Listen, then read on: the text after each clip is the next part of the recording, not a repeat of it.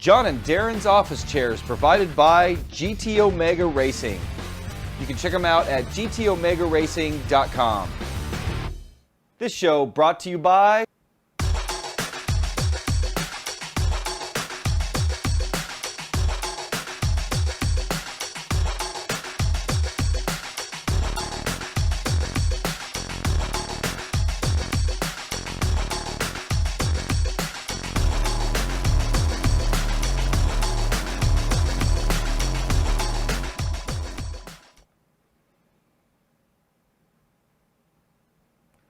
Welcome to This Week Inside Sim Racing, January 6th, 2016 edition. Welcome, our very first show of the new year. Obviously, it's just me today. Yesterday, me and Darren did a pre-recorded piece. He'll let you know that his youngest daughter is in town and pretty much had a short time to spend time with her. So he's out seeing her today. So it's a pre-recorded piece, which some people really like that because then we're not distracted by you guys in chats and whatnot. Other you guys like us to be distracted and chatting with you guys, so apologize for that. But Darren will be back next week. But luckily, we did a pre-recorded piece yesterday and covered news from the past week and even some of the news from the past month since we really haven't been here in a month. And Happy New Year's to all you guys. See a lot of guys in chat, so appreciate that. But yeah, so we're gonna run some of that news items yesterday, and then there's been a whole bunch of news stuff today. There's some iRacing news today. The Oculus Rift became available to purchase today, so we're gonna talk a little bit about that. Have a poll question, and also we have a live unboxing because something just showed up earlier today, so that'll be fun to unbox. So yeah, with all that, I think it's still going to be a really great show. The piece we did yesterday is great. It's about 30 minutes. So let's go ahead and I'm going to run that, and then we'll come back afterwards and talk about a few other items, do an unboxing, talk about the poll, and then do Q&A. If you have questions for Q&A, go ahead and type them in now. I'm going to be taking notes as we go here, and then we'll do Q&A afterwards. So hopefully you guys enjoy this piece with me and Darren from yesterday, and then come on back and we'll do some live chatting once we're done with this. So see you guys soon. And welcome to the news portion of the show. I left the live portion in good hands here. And so right about now, I'm on the slopes with my daughters. So gotta spend some time with them since my youngest is in town from college. But anyway. And you don't see her very often. No, I don't. I only get to see her about 2 weeks a year now. So definitely got to take as much advantage as I can of that. Yes. And today, as you're watching this, is my wife Andrea's birthday. So I'm with Andrea and my two daughters, and we're out skiing. So anyway, Happy New Year to all of you, and I hope you guys had a wonderful holiday season. I know you did. Yeah, it was busy, but a lot of fun. Whirlwind tour for you. Went to Disney World. Disney World, then back to Ohio, and then had to go see family in Illinois, and everything in between. And I pretty much had a quiet, well-deserved or well-overdue break. Played the crap out of Fallout 4, which I'm totally addicted to. That and Star Wars Battlefront. But anyway, on to some sim racing news, and we're going to start with the title of Reiza's next generation of game stock car, Automobilista Motorsport Simulator. Rolls off the tongue. So you got some ribbing in the forums about you kind of dissing this name. Yeah, I did the blog post about it last week when it was announced. I don't remember what day it was. And yeah, I mean, I was somewhat critical of the name. I think, pretty much the game was created because Game Stock Car Extreme, or Stock Car Extreme, they've been calling it recently, doesn't make sense anymore. Yeah. There's lots of cars in there. It honestly never made sense. I think it was the 2012 version, my review of it, I even stated this name doesn't really describe what you get. Exactly, because it was a lot more than just, was a lot more than just the Brazilian stock cars before they changed it to Extreme. Yeah. So So yeah, so pretty much they come up with this new title because the new title contains the new cars and new features that occurred back with the Reiza Sim Racing Bonanza. Back in the summer, they got like $107,000, and all those type of things are being put into Automobilista. Ugh. See, that's the worry. Now I'm gonna be stumbling over that. Well, you said that it's probably going to be called AMS. Yeah, and that's the unfortunate part. You know, all the names in the world, you know, fresh sheet, let's start over. To go with a name that's tough to say, and I'm not picking on, you know, Brazilians or Portuguese speaking or anything like that. Because that's the first thing you kind of go and say, you know, oh, I don't like that name. People go, well, you're biased. You're biased. You're not from Brazil or. Yeah, and you can only speak English, which is, you know, all true. We don't have to learn different languages here because we're very lucky being in the U.S. So, but yeah, I mean, I think, you know, look at Assetto Corsa. You know, that's Italian, or Forza, Gran Turismo. I feel like those are all easy names to say, and it's strong branding, and that's really what it comes down to. You know, we're going to find the game. In the end, we're going to judge it on whether it's, you know, a good title or not, which, you know, based off what they currently have, will probably be fine. But for new people finding it and for searching it on Google and things like that, having to go and spell Automobilista correctly, and maybe if you don't, you just get automobile, and then you never find the game, and then people start calling it AMS, and you know, like, what's AMS if you're new to it? It's like, what's GSCE? Well, didn't you find something that had the AMS? Yeah, their release, at some point they were writing out Automobilista, and at some point they were calling it AMS. No, but there was some other site that you saw. Yeah, it was like the American something, like Heart thing, and AMS and racing in the U.S. is Atlanta Motor Speedway, and it's going to be like that all around the world. Yeah. So that was kind of my frustration. Content-wise, excited. Yeah, very excited about the content, and I agree with John on this. I think Reiza, in my opinion, has never been great at marketing.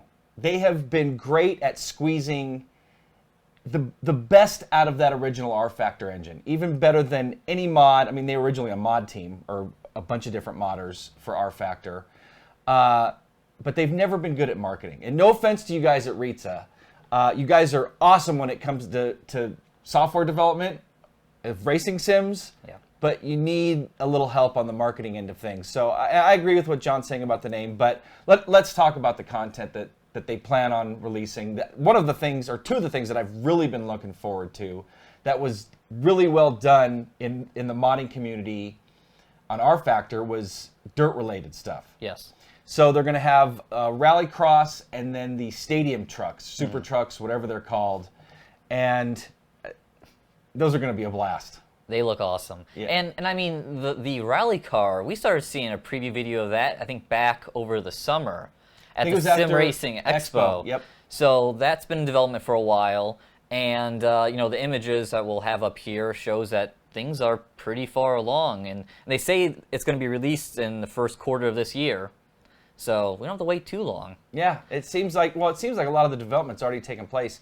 Some other things that they're going to be adding too is graphic improvements. Yes. And dynamic track development, so line buildup and stuff like that. So that's going to be really interesting. And isn't there another car? Is there a Formula One? Yeah, there's the V10 Formula One car. So it's going to be like circa 2004 F1 car. But no, the graphics updates, actually, they did like a side-by-side from a GameStop car and an Automobilista. And it looks a lot better than I was thinking. You know, I think we're starting to see the fruits of them getting the R-Factor 2 features. Now, is that official that they've acquired the R-Factor 2 engine to continue this development? Yeah, they announced that back with the Bonanza Back stuff? with the Bonanza, yeah. There was a blog post. I even went back and checked last week to double check. But yeah, they said they were getting those features, and that's where you're seeing like essentially the real road that R-Factor 2 has. That makes sense. You now Otherwise, they couldn't do it. Yeah, or they reverse engineered R-Factor 2 and put those features into R-Factor 1. Yeah. So no, I think this is all licensed and all on the up and up. And yeah, really looking forward to seeing it. And correct us if we're wrong here in the chat. John's going to be around for Q&A at the end. By the way, I'm going to miss you guys for Q&A. As you know, that's one of the things we both look forward to. And John gets to go solo now for that this week. I got to feel what this is like. Yeah, I did it twice. You've done it solo. twice. So you're definitely due. So let's get on to some other stuff. Assetto Corsa. I think we're just kind of going in almost in alphabetical order here. Yeah. Assetto Corsa had a huge announcement right at the end of the year, or even at the beginning of this year, talking about what they did in 2015 and what they're going to be doing come 2016, or this year. A lot of it focused on their console development. Yes. And how they were saying that the physics on the PC are what we're going to get on the console. Yeah, which I believe. I don't know why some people want to get worked up that they're going to dumb something down. It's like, these days, at least with console racing, it's not like, a handful of years ago when everyone on the console was on a controller. Yep. There's a lot of wheel and pedal sets out there now. Look at all the support for the Xbox One's gained over the last couple of years. Yep. So, there's no really reason to dumb it down. No, I agree. And even, man, some of these guys that race just on the gamepads are so good. Yes. That, they want the most realistic experience too. So, and I think another big fear was that the PC physics were in turn going to get dumbed down. Yes. And they have stated that that is not going to be the case, that the development is going to come from the PC and go to the consoles, and that you're probably not going to be able to tell the difference driving the cars. Yeah. From PC to console. So, and they're quickly approaching the final phase, or in the final phase of the development of the console version. So, I'm guessing that they're going to make an announcement or a release right around E3.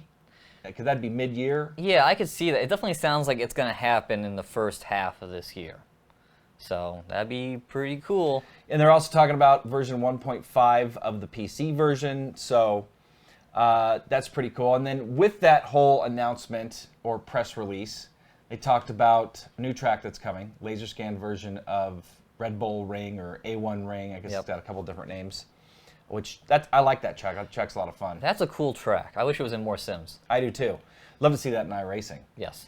Does RaceRoom have it? RaceRoom was probably the first one to have it, and I know it was in Grid Autosport. Yes, and I can't remember off the top of my head if Project Cars has it. Well, it was in one of the F1 titles, because that was an F1 track. Yes, yep, it's in F1 titles. I'm not sure about Project Cars either, but yeah, it's been in a handful of titles, and from what I've driven of it, it's a lot of fun. It's fun. It's a quick little course, which is kind of nice when you're trying to learn a course. Yes. It's nice when you don't have to learn, Nordschleife. Exactly. Which we'll talk about another version of that coming a little bit later here in the show. And they're also working on the historic version of Silverstone, which I think was really announced on the onset of Assetto Corsa. They just never finished it. Also the 10-kilometer and junior versions of Monza. So you can run the historic F1 car. So I'm assuming they're going to have the full... Yeah, you can run the oval and road course combination. So it really isn't a new, they call it a new track. I'm like, it's not really a new track. You're just kind of you're unlocking the current track. Right. Anyway. Or finishing it. Yes. And they also said they're going to be updating some of their original tracks too. Yeah. And then they're saying at least 42 new cars are going to be added. Which is a lot of cars. To their stable. They did say they released 32 new cars in 2015, which I was kind of like, okay, I guess that sounds right. I mean, Sounds about right. There's been like 3 dream packs now and a couple bonus packs, so it's like, that sounds about right. But that's an amazing amount of cars. And they said at least 42.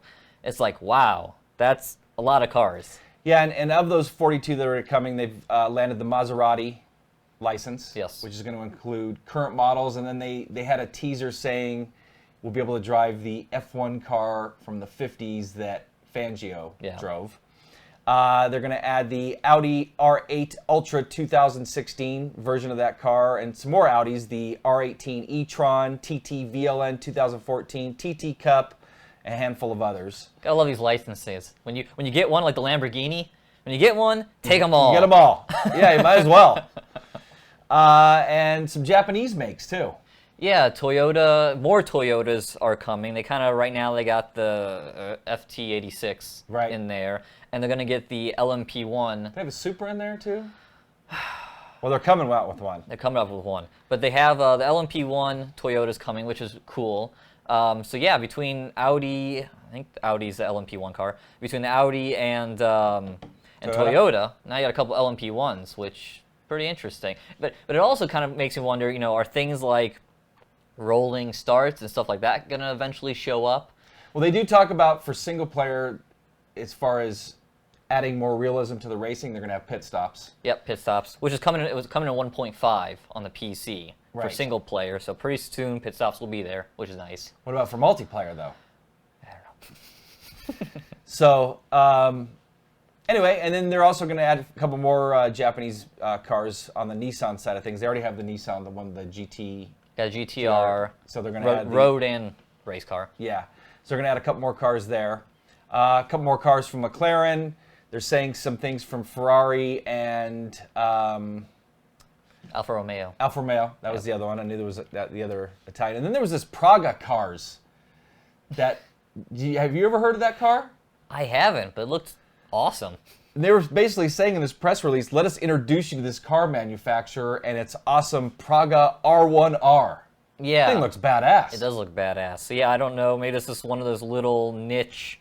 I don't know. In Europe, there's all these kind of little like garage hypercar builders that you see, and this looks like another one. Yeah, I think it does. I agree. And then some American Muscle that I think is coming with bonus content. Yeah, they're saying for free we're gonna get. Sounds like sooner than later we're gonna be getting the Ford Mustang and Chevrolet Corvette, the latest and greatest of them. C7 Stingray. C7 Stingray, and then whatever the 2015, 2016 Mustang. The interesting part is the screenshot they had of both those cars was on this like kind of barren-looking highway with kind of like an American Southwest look. And some people were wondering maybe it was Pikes Peak, which it did kind of look it might be. So that'd be Which would be kind of weird because part of Pikes Peak is asphalt, like at the bottom. all of it's asphalt now. Oh, the whole thing is? Yeah, they paved the whole entire thing. Oh, no kidding. So I didn't know that. It could be, but I mean, the part they were at was fairly flat, which I know it does kind of start flat, but it kind of starts flat in trees. It was kind of flat out in the open. Right. So I don't know. So maybe it's that, or maybe it's just another point A to point B, because they have the one that I can't remember the name off the top of my head. I think it has something hard to say, where you kind of zigzag up the mountain. The hill climb? The hill climb, essentially. And I'm wondering if they're going to come out with another one. That'd be cool. And then they're also saying that there's going to be a small surprise when they were referring to that bonus content. So that could be interesting. So yes, lots and lots of stuff. Oh, another thing that was kind of neat is they talked about how much their team has grown. Yeah, from 6 to 11 or 12 and now to 30. Yeah, they're saying like 30 people who are involved. So I don't know if it's 30 full-time employees, but yes, it's Probably not 30 probably not. at their facility Yes, either. Because but- I know like with iRacing, they have a lot of guys that work off-site. Yeah. So it's probably something along those lines. Yeah, but still, good to see growth. It is. It's great to see it. And speaking of growth, some new content teased and released from RaceRoom. And the teased content, which was actually teased a year ago Yes. initially, which is another laser scan version of Nordschleife. And then they also released a video, like a lap in a roof GT3 Yep. car. And they're saying that they need to add some vegetation. It looks like the first half of the course was missing some graffiti too. So it looks like they just got to do some, just some cosmetic touches to it. They don't look far off. No, it looks great. It does look good. RaceRoom looks really good these days. Talk about not marketing their stuff though, the way they should. I mean, there's another example of they need to step up their marketing efforts if they really Yes. want to get to where everybody finds out about them. And I think, Yeah. a lot of, like, we've been covering them, seeing it Virtual R and B-Sim Racing Sure, and sure. places like that, but I think they need to do something to step up their marketing efforts to really, get it into the heads of all of us that are in the community and potentially people that are coming into it. Exactly. And speaking of naming and branding, they've pretty much dropped the racing experience part. I think they should. So they're just RaceRoom, which perfect. Yeah. Because RR Simple. R3E or whatever it was, kind of like ugh. But yeah, so Matter of fact, I hated adding the subject, or the title to videos and stuff. It's like, okay, do I put R3E? Do I put RaceRoom Racing Experience, which basically takes up all my everything. characters? I know. So I like that they've narrowed it down to RaceRoom. Yes. Thank you, Sector 3. Yes, appreciate But no, that title, Game Sim, has gotten so much better in the last couple of years. We're going to be covering it too. We're going to be doing a review. We're going to be getting to a lot of reviews. A lot of software at the beginning of this year. We focused a lot on all the hardware that we were getting. the Fanatic stuff and new Thrustmaster stuff, and We're drowning in hardware. yeah, and so we're going to really focus on getting to some reviews that we just haven't done, and they may be a little bit, past their prime as far as when we should have released them, but people are still asking for them. People are asking us to cover RaceRoom. We need to get to R Factor 2. We need to do a review of Assetto Corsa. So we really plan on touching on those in the coming months before we start getting into E3 territory and all that. This is I think is a good time of the year. Things have slowed down as far as new releases go, and allows us to focus. Dirt Rally, we're going to do a review of that. Yep. So back to RaceRoom and Nordschleife. So we talked about there's others. So Assetto Corsa, iRacing, and RaceRoom. So those are ones on the PC. Yes. Forza stated that theirs was laser scanned. So in Forza 5 and 6, it's supposedly a laser scan version. The Assetto Corsa guys, when I was at E3, told me different. Yeah. But the Forza guys told me that it was, the Turn 10 guys. So anyway, and then every time we mention a laser scan version of that track, people say that the one on Gran Turismo was. And I just did some searching on the internet to see anything I could find on the Gran Turismo 6 version being laser scanned, and I couldn't find anything. So I don't ever remember hearing that it was. And I guess we could do a side by side. Yeah. Because like Assetto Corsa's version and iRacing's version are very close. Yes. And then there's other versions out there, like Project Cars has its version. Yes. Which is not laser scanned. No, I don't think anything in Project Cars is laser scanned. No, you can tell. And then I don't know if one of the modded versions has gone over to R Factor 2. I mean, there was tons on R Factor 1. Yeah. There was 10 different versions of it on R Factor 1. Yeah. I will say the Gran Turismo one is very good, because I remember I drove so many laps and learned the track in GT4, and from what I can remember, it's been a while. It does seem very similar to what we have now today. Well, back then it definitely would have been laser scanned. Yeah, and I don't think they have since then. I think they came up with a pretty good train map or whatever they did back then, and they've kind of just rolled along with the same one. Yeah, actually, matter of fact, I did a thing on the Mini Cooper about middle of last year when the Mini Cooper came out for Gran Turismo 6, and again, I would have to drive it back to back. Maybe that's something else we'll do this year. Is sure you see all those videos with the side by side, with them running, but I think we might go and analyze it, certain sections. Maybe run some laps, get some video, and then really do some side by side visual comparisons and going, okay, look, the elevation here is different. And, stop the video and share it with you guys. So anyway, enough about the Green Hell. We talk a lot about that. Unless you had anything else to go. Well, the only thing I was going to add is they just had some new news. RaceRoom, we're talking about, come out yesterday, as future, that they are coming out with the Audi TT RS VLN car is coming this year, and they teased it with, show you the images here. They teased it at the Nordschleife. So, that's a new car. And the interesting thing is the VLN series, from what I gather, not that I'm totally on top of it, German series only runs for 24 hours at the ring. They run their VLN configuration of the combined course. Okay. And yeah, they this is the VLN of the Audi TT, which it has a little more horsepower than the TT Cup car, which came out recently, and also it's the previous generation of the TT, so the body looks a little different. And the interesting thing is, it's like, okay, are they just going to release this one car? But that's not really what RaceRoom does. They tend to do packs. So curious now if we might see a VLN pack be released alongside the Nordschleife. That'd be cool. So I think that'd be neat. Yep. And while we're on the subject of RaceRoom, they also came out with the Formula RaceRoom 2 car. Yep. Which is the first open wheel car for this iteration of RaceRoom. Yes. But, and you didn't know this, there was a one-off, I think it was free to play, and it did some time trials and stuff with it. Right on the heels of Race 07. So after all those packs with Race 07, the Race On and GTR Evolution and WTCC and the 5 others or so that they came out with. Yeah. At the tail end of that, they came out with the RaceRoom Formula car, which is based on an F1 car. This is based on a GP2 car. Yes. So, and there's 22 different liveries that you can get with it, and it's going for, what is it, $349 VRP? Our favorite form of pricing in all of sim racing. Our favorite currency. Yeah, our favorite sim racing currency, and we're being sarcastic if you didn't notice. But that translates to about $4. Yeah. So you get basically, and it's 22 liveries with the same car. Yes. So, and you drove it briefly today. Yeah, did some driving of it today, and yeah, I mean overall felt good as far as the first impression. It definitely, I read some comments that it feels kind of like a GT car, maybe more so than it should for an open wheel car, and I feel that a little bit, but it's definitely very approachable. So yeah, not bad. When you say approachable, as far as drivable? Yeah. Okay. Yeah, it's not too difficult to drive, which is nice because some of those open wheel cars tend to be a handful.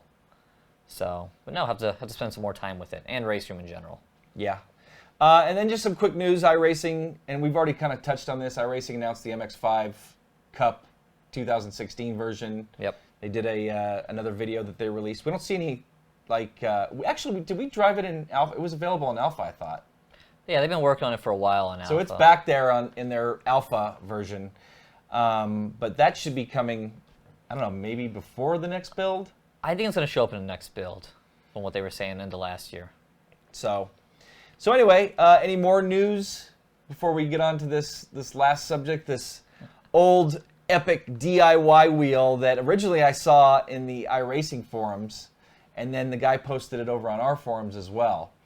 And this thing is, and this guy said that his father came up with this design. It is a trip. It is a trip, but this is pre-Thrustmaster. Yes. So Thrustmaster, as far as I know, made the first racing wheel, the T1, and I had it. And man, that thing was a piece of crap. But man, was I thrilled. Oh my God, I have a wheel and a shifter and pedals. I mean, from going, because I had all these titles. Like, I had Indy 500, the simulation, and IndyCar 1, and then even maybe by the time NASCAR 1 came out, the wheels were available. But I was trying to drive all of those with joysticks, and it was difficult. Yeah. And I didn't have the patience to really get the muscle memory down, and so I'd run the Indy 500 with the joystick, and I'd try to run a race, and maybe without pausing it because it was all offline. Mm-hmm. Maybe get 50 laps into a race and always crash. Mm-hmm. But I gotta say, I would have loved. I mean, even though this thing is definitely rough around the edges, I would have loved to have had something like this. And he said that thousands of miles were driven on this thing, and he's got like almost like an Atari joystick here for the for a sequential shifter, and these pedals. I love it. I know everything's basically attached. Looks like some particle board, MDF. Look at the phone cord. I was saying some very good cutting out of that steering wheel. That's some either someone's very good at cutting, or they had that cut out. Well, and he basically hooked the steering shaft up to a potentiometer. But I gotta say, it's pretty ingenious, especially for. I mean, this is, probably one of the first wheels. Probably one of the first DIY wheels ever made. Yeah. I'm sure there was a handful of them. I heard some people that made some out of cardboard. When I first looked at that, I thought it was cardboard, the wheel. But it looks like that's also like particle board. But anyway, I thought I'd share it with you guys. I thought that was pretty cool. Funny on one hand, and really cool to see how far it's come. Yes. How far things have come since something like that had to be created to drive. Shows just how much of big babies we are. We complain about all the wheels today. I don't, because John was in diapers probably when this thing was released. Hey, I started with a Momo Black. I've seen some progression. Yeah, but so wait a second. So actually, I had a joystick back in the 90s. Indy 500, the sim, came out in 1988. Yep. What year were you born? 1988. So John was in diapers when I was driving this stuff, and I know because he's the same age as my daughter. But so yeah, I guess I think I just have, and you do too. I think you have a pretty high level of appreciation for what we have. Yeah. Where you see a lot of people bitching and moaning. There's websites devoted to bitching and moaning about sim racing, and nitpicking this and that. And it's like, man. Well, especially like on the hardware side with the wheels and stuff like this. I don't know why we don't need to pick fights. No, it's like just enjoy. You know what? Like what you have if someone else likes that. Let's just race. Yeah, just race, drive, race, have fun with it, and yes. Honestly, you don't like it, move on, go play some Fallout 4 or something. Go to another genre of video gaming. Speaking of racing, that was a bit of, I said my resolution for the year was to do more racing, and we'll work on trying to do more group races with everyone. Yes, and we've been stuff like talking that. about that. I know we've been talking and talking, and we have been slacking because we've been up to our eyeballs in hardware. And but yes, want to do more racing this year because that's why we do it. I say that every year. And that's why it's the resolution. You know what? I need to make that, like, I don't think I've ever made it my resolution, but I think I need to too. As a matter of fact, you saw me driving with my friend Scott the other day when I was on the track and was running. So my friend Scott Holmes, I've known since second grade. We got into GPL together, and he's just dabbled off and on. He's been an iRacing member. He's been an iRacing member for probably about 5 years, but hasn't touched it in 3. Okay. Just built himself a new PC. Inherited a G27 from somebody he worked with, and then he's just like, okay, I'm going all out. Built himself a PC. Got himself a new BenQ monitor. He is fully addicted. So, I know you just showed a shot of your monitors. Yes. So that's not what Scott got, but anyway. So it was fun. What I was getting at, it was fun to just go out and run laps with him. The other day we were at Interlagos in the Star Mazda. And the funny thing is, Scott's always been pretty fast, and I mean we've been pretty close. And we go out 2 laps in, and he's ahead of me lap time wise. I think it was like the 132 range, and I was in the 133s. And then he even said to me, he's like, hey, you got up to speed pretty quick. And I was like, yeah. I said, well, I know this car pretty well. I know the track. And he's like, but I've been racing it all week. And I think one day he ran like 6 straight races. I've never done that. I see people that do that. Those are some people who've like, I swear I've seen people in iRacing run like 40 races in a week. How?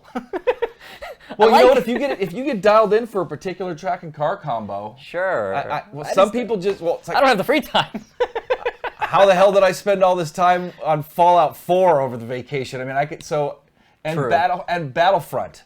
I mean, I leveled up on both of those. There was like anyway, I don't need to get into that. But I can relate because of how much I fiended on those 2 titles. There's a reason why the Xbox Buyer's Guide isn't out yet. Coming soon. Yeah. As a matter of fact, I was hoping to have it done today, but got wrapped up with something else. Anyway, going to wrap this part of the news show up. John is going to be joining you guys for Q&A. I will be back with him live next week, and hope you guys enjoyed this portion of the show. And let's hand it over to you for Q&A. Good seeing all. Well, hope you guys enjoyed this. See you later.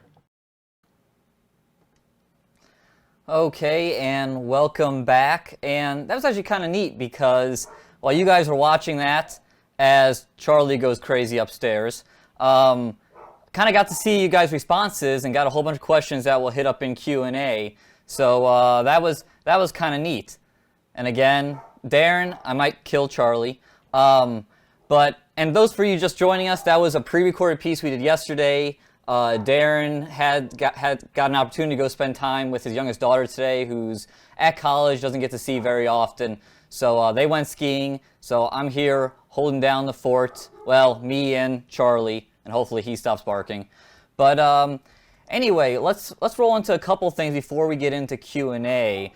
And first thing I want to do is pull up the poll question from back in December. And the question was, are you an iRacing member? And it was pretty interesting. It actually came out with about 68% of you saying that yes, you are, and not only are you a member, but you really enjoy being a member. 5% of you said you tried it out, not for you. 11% say no, but you used to be a member. Another about 10% of you said no, but I'm thinking about signing up, and then 5% no, and I never will be. So that's pretty interesting because those are some fairly strong numbers as far as percentage of sim racers, and it's obvious that we have a lot of sim racers from all over, whether it's iRacing or R Factor or RaceRoom or all that. So it's pretty interesting to see that larger percentage, almost 70% on iRacing and enjoying it a lot. And it's fun. Now I'm distracted by the comments and hearing about Charlie, so hopefully he settles down. So that was last month's, or last December, whenever it was, poll question. So let's look at the latest poll question and knock that out. And this week's poll question is, how many hours a week do you drive on average? And as you see, you already have some of you guys that have gone and voted. The link for this poll is in the show description. And yeah, this is kind of, just want to know how much time you get to race. And I'm honestly, I'm pretty impressed by some of the comments I've seen where you guys are like, if I have an opportunity to drive 20 hours a week, I do. Which, I guess to be honest, I do too when I get a chance. So that's this week's poll question, and go ahead and vote, leave a comment, sign up in the forums if you haven't. The forums we updated last month, and they're a lot prettier now, and they work really nice, and the whole website, everything's a lot better. So do that, and then we'll see the results next week. So now that we got the poll out of the way, I want to go back and hit up a couple news items that popped up today. And the first one is from iRacing. They released their schedule for their 2016 special events. And it's pretty much, they've been doing special events for years, but this year they kind of shrunk it down to pretty much the 10 biggest races in the world, which I'm really excited to see. So you see, Daytona 24 Hours, Sebring, Indianapolis, Nürburgring, Watkins Glen, Spa, Italian Grand Prix, Petit Le Mans, Bathurst, and then the 24-hour Le Mans is a to-be-announced time since the track hasn't been built yet, which is kind of interesting because they already have on that list 2 races scheduled for June, which, as you probably know, that's when the 24 Hours of Le Mans occurs. And when they announced that they were going to build the track last June, they were definitely shooting to have it out by the race, the 2016 edition of the race, which is going to be probably this first or second week of June, I believe. So I'm kind of wondering if now that schedule's been pushed a little bit, or maybe just giving themselves a little more breathing room just in case the track comes out and maybe it has like some frame rate issues or stuttering, or I know they're kind of battling that right now with the Nürburgring. So that's kind of interesting to see, but I am happy that it's on the schedule. And I'm also really happy to see that schedule's been reduced. The past couple of years, they've been doing this Warrior Endurance Championship where pretty much, I think this year, or last year now, there's probably like 15 to 18 different events, and they all added up to a championship at the end of the year. And I think that kind of made it a little cumbersome. And there were some combos in there of cars and tracks that were kind of like, they weren't the best. So I'm glad that they've kind of knocked it down. And I mean, at least 7 or 8 of those events are, premier events in the world of auto racing. I mean, probably only Monaco off the top of my head is the only one I really see that's missing, and obviously they don't have the track. But it's good to see that that schedule get brought down a bit. And jumping from iRacing, I really wish I had time to check out your guys' comments. It was so great here reading all the comments as we went during the pre-recorded piece. Now I'm just trying to keep my head above water with only one person here and Darren gone.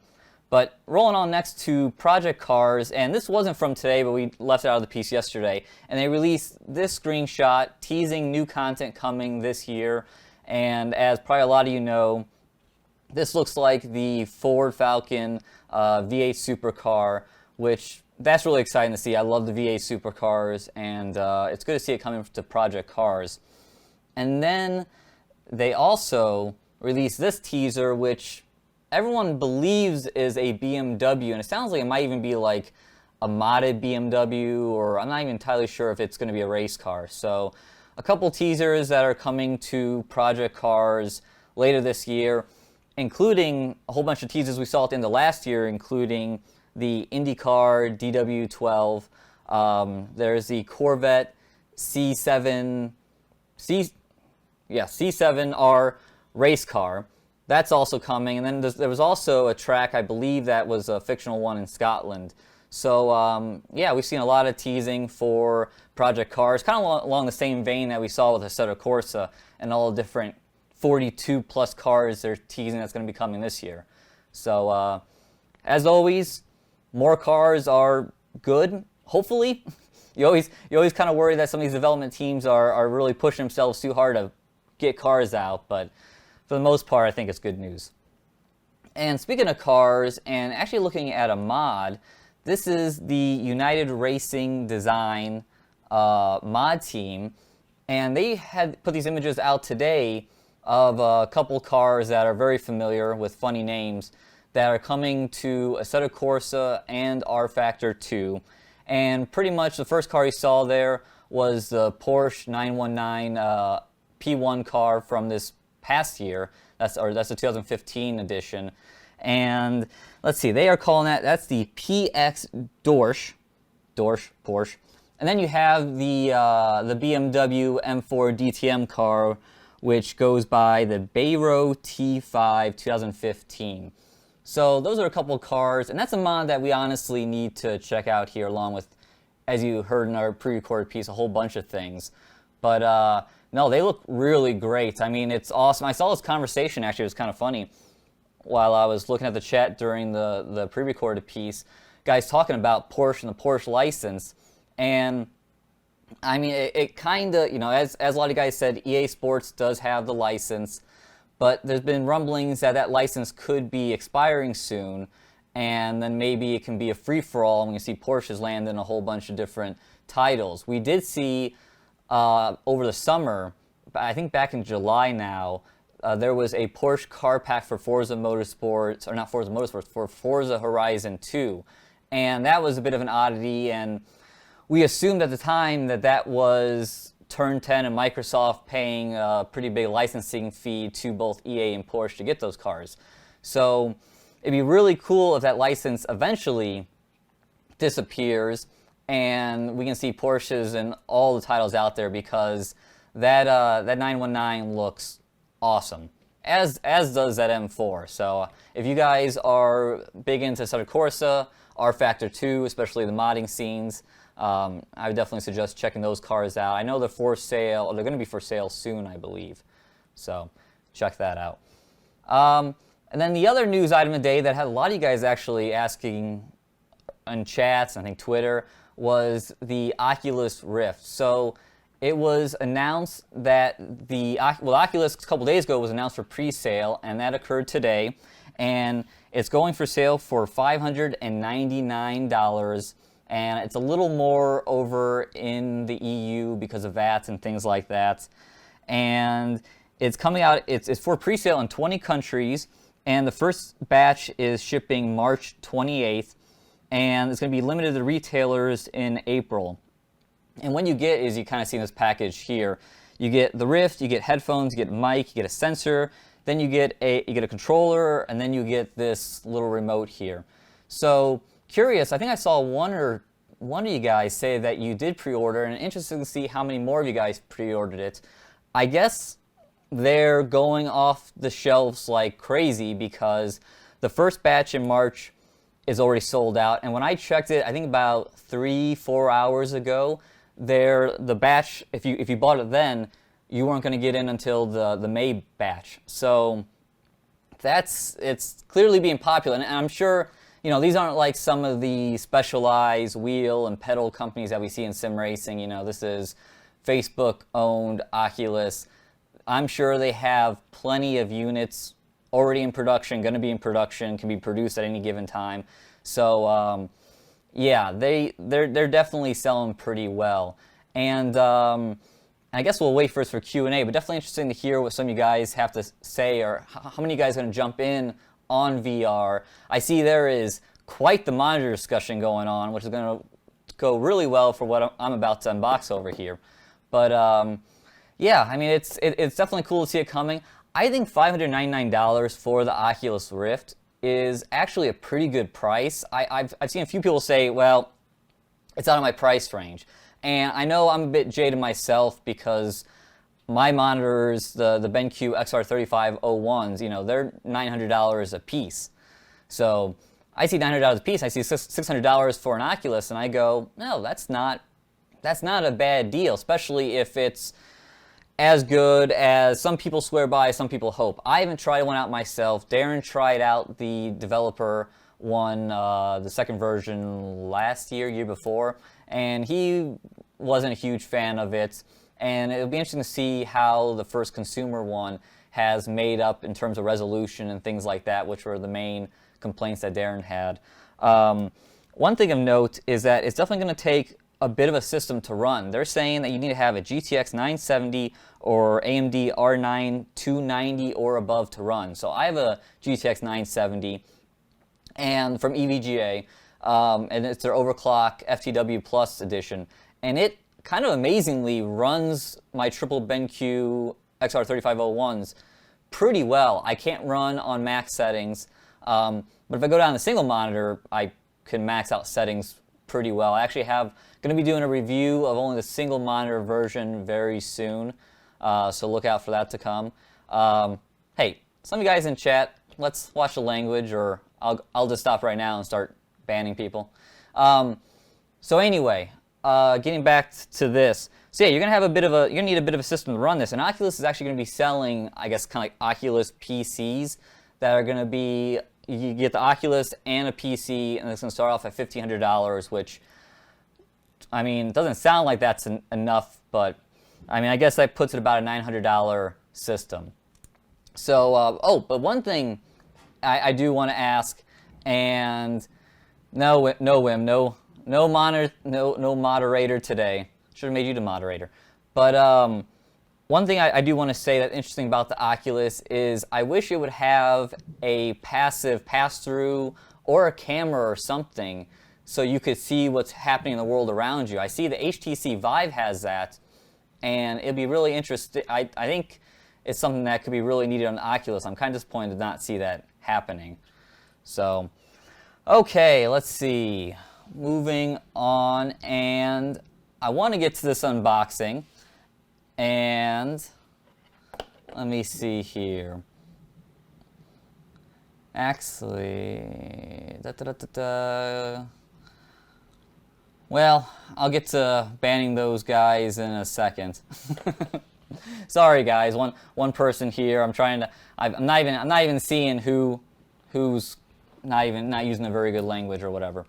But anyway, let me push some things to the side here.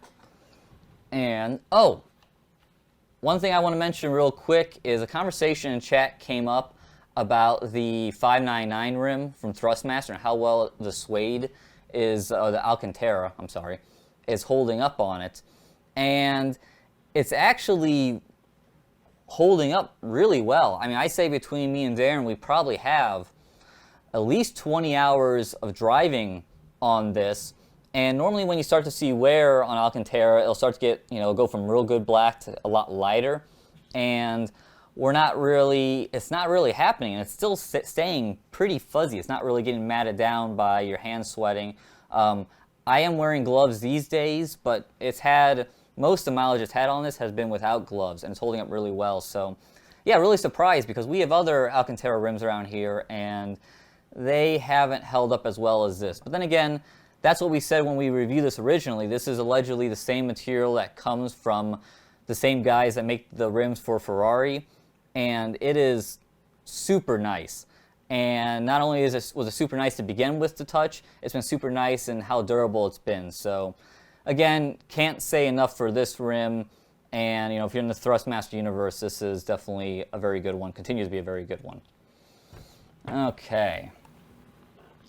Let's see. Let me scroll down here as comments have just gone. As I scroll the wrong way.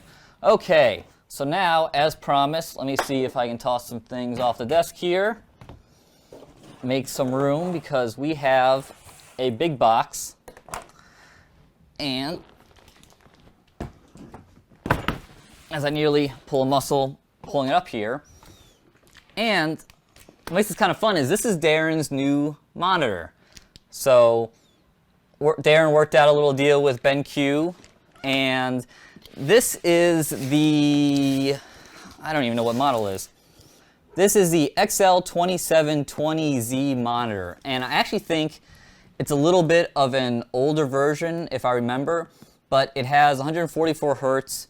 I believe it's an IPS panel. There was a panel discussion going on earlier in chat. But yeah, I'm going to go ahead and unbox it now and see what it looks like. And what's exciting for Darren is he's been running triple 22-inch monitors for a while. And I know he was feeling a little bit monitor envy when I got my 35s. And this is when I stand up, and this makes for really bad, awkward live unboxing. So let's see.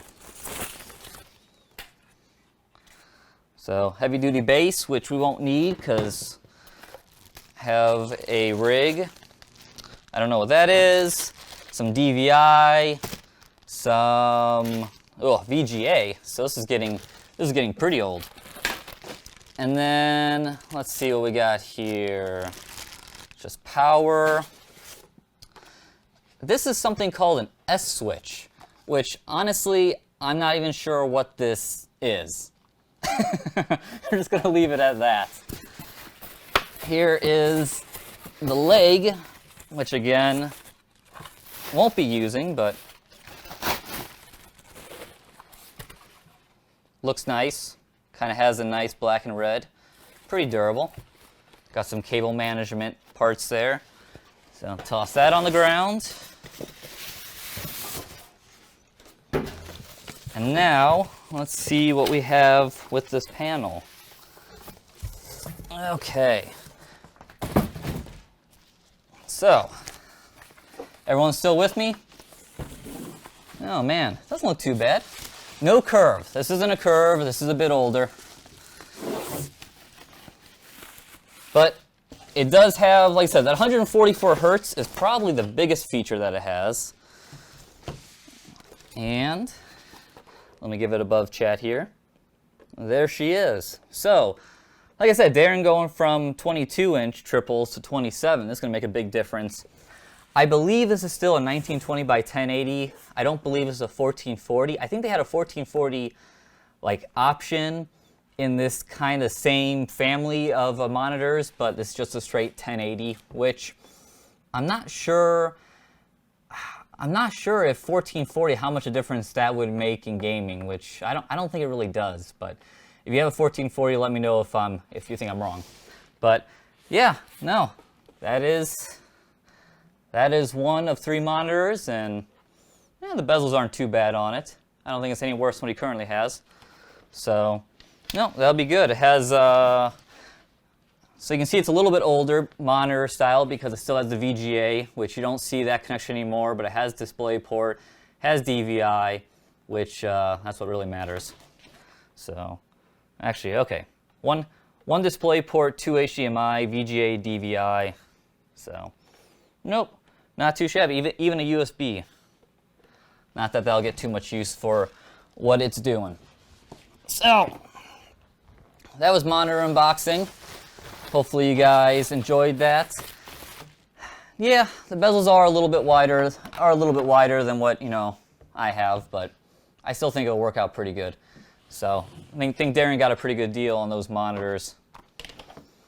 Okay, so now we've done that unboxing. And if there's still anyone else I need to kick out of chat, give me a name now that you have my attention. And let's roll on to some Q&A. Let's see. First question came up from TimeRunner414. How are the plans going for iRacing seminar in Dallas, Texas? I haven't heard anything new about it, but I expect for both Darren and I to be there. That's the Race for Life that usually happens in March. It seems to be going I think it's in April this year. They're having it a little bit later, but I think the plan is to still go there, and I'm super excited because I've always wanted to go to that event. It's really the only chance in the U.S. to get a whole bunch of sim racers together in one place, so really excited about that. I was checking chat real quick. see like what Wim said. BenQ seems to become massively popular in gaming scenes today. You know, before I talked to BenQ about the XR3501s, I didn't really know too much about the company, to be honest, and I looked into it more, and they have done a lot of gaming. They do a lot of sponsoring of the big gaming events, and even on here, this monitor has a sticker from some award it won back a few years ago for being a gaming monitor, something. So yeah, BenQ actually has quite a bit in the gaming monitor scene, and yeah, I mean, it's always good to see companies doing well, or at least supporting what we do. Oh, there we go. Let's see. Block. Okay. Well, we got one person blocked. Let's see. One person block. And we're going to block that person. And okay. Well, sorry about that, guys. You know, I will say it was nice that we have more viewers today, but once in a while you get more viewers, you get some new blood, and most of the new people are fine, and some people like to say shitty things. So they're blocked now. Let's see. Marcel Combs, I believe it's Combs. My spell corrector is messing me up. Asked Darren and John, are there any plans to start an ISR merchandising? And I think many others like to buy ISR shirts, caps, stickers, etc. Well, and this was something that was asked a lot back in the fall, and it's still, I feel bad. It's kind of like some of these reviews for different software titles, us going and racing with you guys more, the merchandising. We want to do all these things, and we're going to sound like a broken record. You know, I still want to do merchandising, but we're still trying to get it figured out. You know, we're still, right now we have the new website, and we kind of have what we call like a temporary logo right there. We're still kind of looking on maybe changing that. So until we are 100%, you know, until we're 100% decided on what we're doing logo-wise, we're not going to do any shirts or stickers or stuff like that. But once we are, we will get them out there. We'll get some T-shirts made. We'll try to figure that all out. Because I mean, I like to be able, even though that might be weird, I like to wear an Inside Sim Racing shirt, at least when I'm maybe out of the office. It might be kind of weird wearing it here. And then again, I do like my Star Wars shirts. Hope everyone went and saw Star Wars. I liked it a lot. So yeah, we're trying. So that's definitely on the to-do list. It's a long to-do list, and I sound awful complaining about it, so I'm not even going to go down that road, but working on it. CS Brothers asked, guys, I need help with what wheel should I buy for the Xbox One, Thrustmaster TX with add-ons, or Logitech G920? For me, me and Darren, we prefer the TX. It's just stronger force feedback, a little stronger, not a huge amount, but most of all, it's much smoother than the G920. And someone else brought down later, I was reading in chat, that the G920 is still having driver issues on the PC, which is funny because me and Darren were just talking a day or two ago that we're going to go back and we're going to review the G920 on the PC because we only did it on the Xbox last year.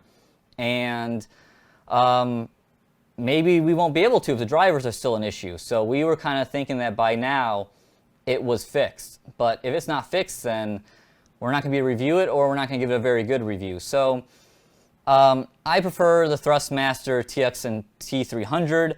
Like I said, I think you get a lot for having the universe of different rims. You know, we have having the F1 rim is a really nice rim that I like quite a bit. Even though, I mean, it's a bit plasticky, but it feels good in your hand when you're driving an open wheel car. Have the 599 rim, and I've thrown it too far away.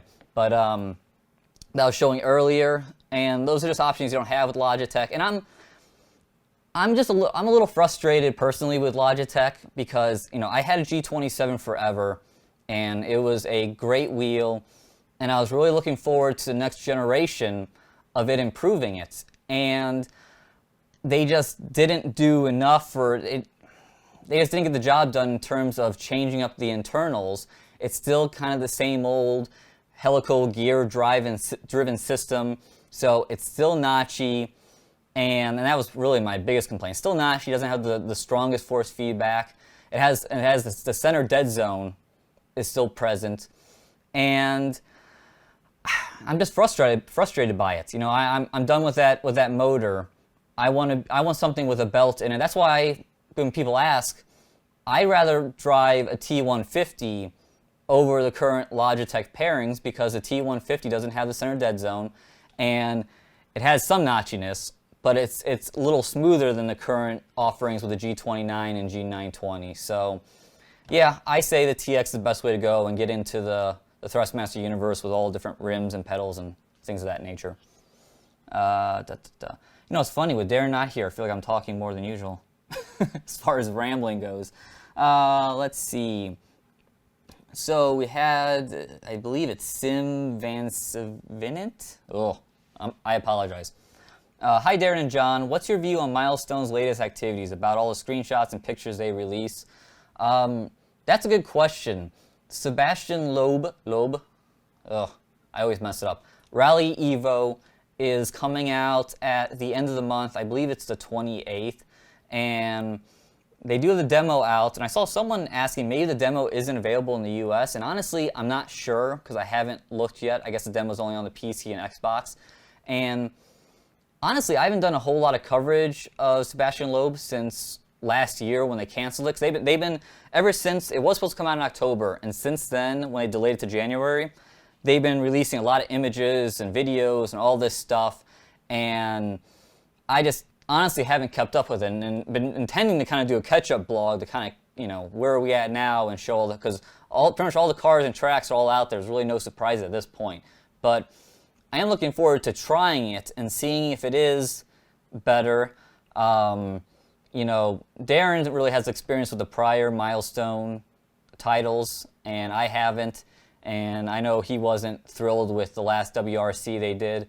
So I'm interested to see what they have different. But that's another one. We'll be trying to review that sooner than later, along with Dirt Rally, which is the rally title that we do both enjoy quite a bit. I did see that Loeb himself did test it out. So, oh man, this is funny. Oh, thank you for the props and doing an excellent job. I feel like I am rambling quite a bit right now. And if I don't see what you're writing right now, that's because we had a lot of questions in the first half hour, so I'm going to kind of run through those first. If we have time to circle back around, I might just pass out by then without having any water here. So let's see what we have next. Brandon Mitchell, I saw a bunch of you guys answering this, but I'll give my 2 cents, said that, I lost it now. He was talking about the driving force and whether it was an upgrade from the Momo. Driving Force GT from Logitech, that wheel now is getting about 10 years old, and I think it's been a long time. So the Driving Force is an upgrade over the Momo Black, which is a rim that I had prior to the G27. But there's better options to get these days out there. I mean, I know it can be a price thing, but yeah, I mean, I think, I mean, for $300, I think for brand new sets, you can go with the Thrustmaster T150 with the 3PA pedals and be much better off. And then I would almost lean more towards the G27 and get the 3 pedal set versus the 2 pedals, and the pedals are a little bit better if you have to go in the used market, which I'm sure is still G27s out there. I guess they're not on Amazon anymore as brand new. I know that was something last fall, the price kept going down in G27s on Amazon, and then all of a sudden it took off, and now I guess they're not there anymore. So I think finally Logitech has burned through their supplies of G27s, and now you just have G29 or G920. So yeah, I mean, the Driving Force is an upgrade, but I think there's better options out there today, and you're better, if you can't afford a better option today, I think you're better saving up over the next, year or so and getting a newer option like, the the Thrustmasters, or even if you want to upgrade and stay in the Logitech universe, you know, that's still going to be a better option to go. Let's see. Just let me check back at chat here and see what's going on.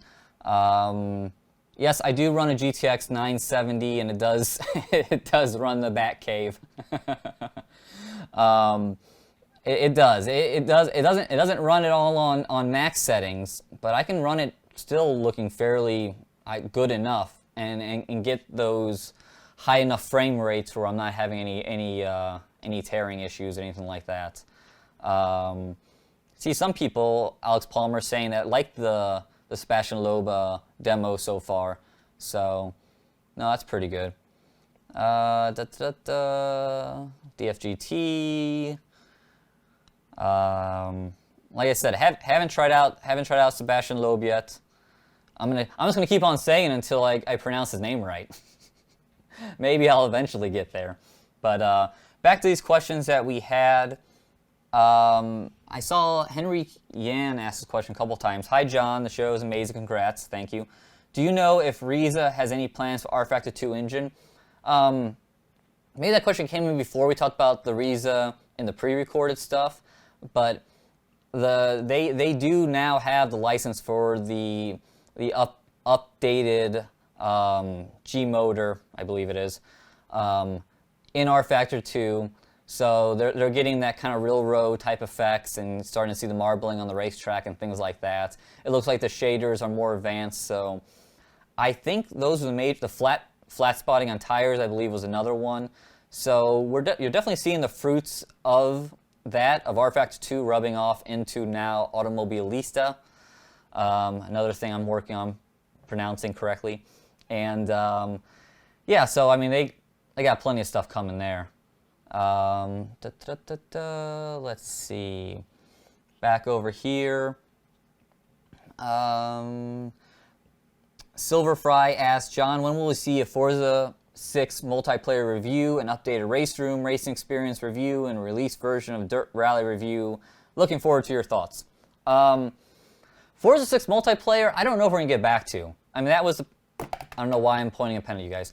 That was the plan originally, to do a separate multiplayer show, just because the single player was already like a 45-minute show, which we're going to try to make the other reviews a little shorter. There was just a lot to cover in that game. But RaceRoom and Dirt Rally is on the list. I think Dirt Rally want to get to here fairly soon.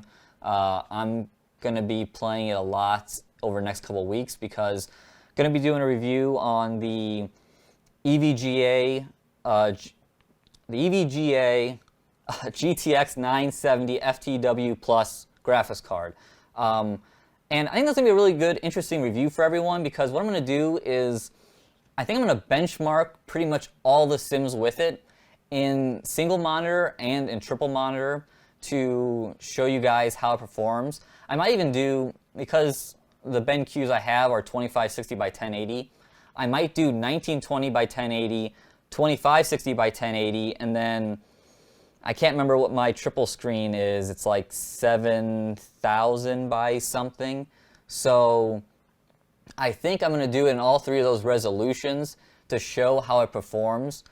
Because when you see reviews of graphics cards out there, I mean, barely anyone touches sim racing or simcade racing or anything, and I just don't feel like there's a proper feedback for all of you guys who follow this industry really tight and do, you know, sim racing. So gonna really focus on trying to benchmark all the titles. Was even halfway thinking about maybe doing a benchmark for each individual title. And but yeah, hopefully if we can get some frame rates and some settings and game settings out there into one place, maybe I'll make a spreadsheet or something. Maybe that'll help you guys make a decision when you're looking to get a graphics card. Maybe you want to get a 970. Maybe you want to get something a little more power. Maybe that's plenty. You can go below that. Gonna just try to give you guys some more information on that. And then also have that single BenQ review coming.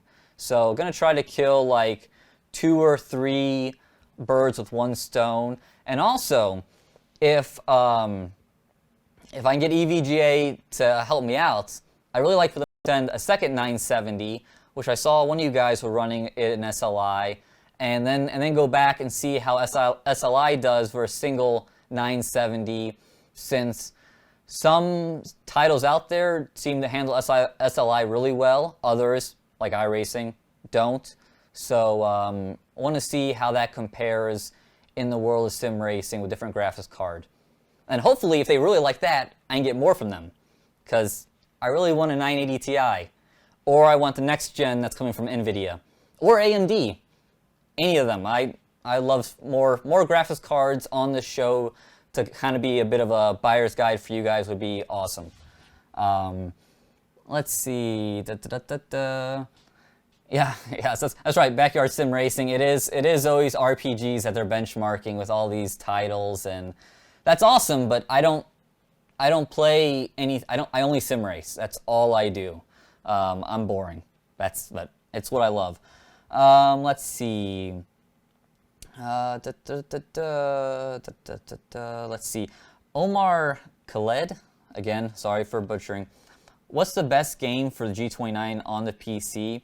And then that was followed up by Jamal Gander's comment saying the G29 has the force feedback profile still missing effects that were pretty much, I think pretty much what I was getting at is the G29, the software settings don't give you as many options as you could with the G27 software, which is why I think Darren put the G27 driver somewhere on our forums, and maybe if you do a search for that in our forums. But yeah, you couldn't find the G27 driver anymore from Logitech's website, and yeah, the G29 doesn't give you nearly as many sliders to play with. As far as best games for the PC, I mean, to some degree, the wheel performs similarly across all the ones we've tried. I mean, it's less about different games and more about comparison to different wheels. But like I said earlier, the G29, it's a solid wheel because it's like the G27 with more buttons. But I think there's better options out there. Like if you want to look in the same price zone, I think the T300 and TX are better options from Thrustmaster. And then of course, if you really want to spend all the money, you can go up to Fanatics, since that's really good. But now you're starting to talk some pretty serious money. Let's see. Scott Nuskool asks, how would people rate Assetto Corsa versus Project Cars? Which I guess maybe you guys answered that when you were in chat. My opinion on Assetto Corsa versus Project Cars is, I don't know, they're kind of the same for me at the moment, to be honest. Right now, I kind of use them both for hot lapping. Assetto Corsa has kind of always been hot lapping for me, since the AI has always kind of struggled a little bit. I did a little multiplayer, but I feel multiplayer-wise, I'd rather just go do iRacing if I'm doing multiplayer. But for hot lapping, I like it a lot.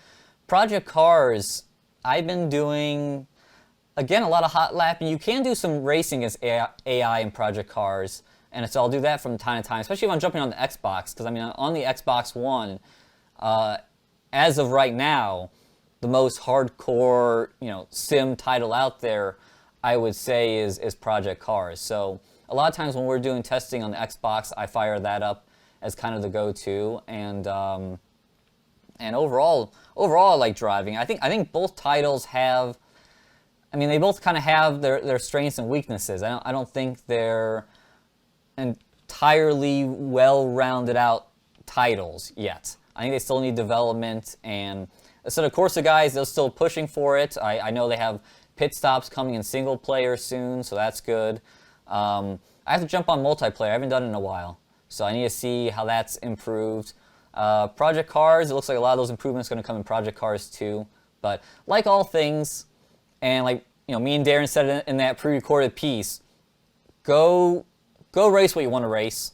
I mean, if you enjoy Assetto Corsa, you enjoy Project Cars, you enjoy RaceRoom, iRacing, whatever, rFactor 2, go race what you want to race. I mean, it doesn't really, it shouldn't affect you too much, the opinions of others or myself, if you're enjoying it. If you're enjoying it, go do it.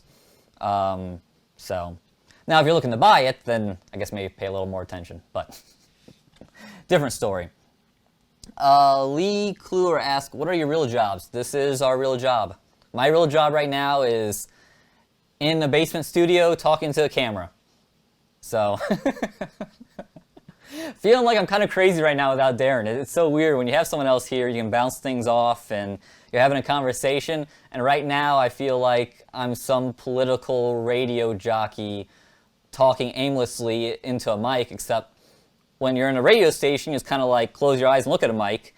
Here, I got to keep focusing on looking at the camera and not, I don't know, looking at the table or my pen. So, let me jump back over here to current chat.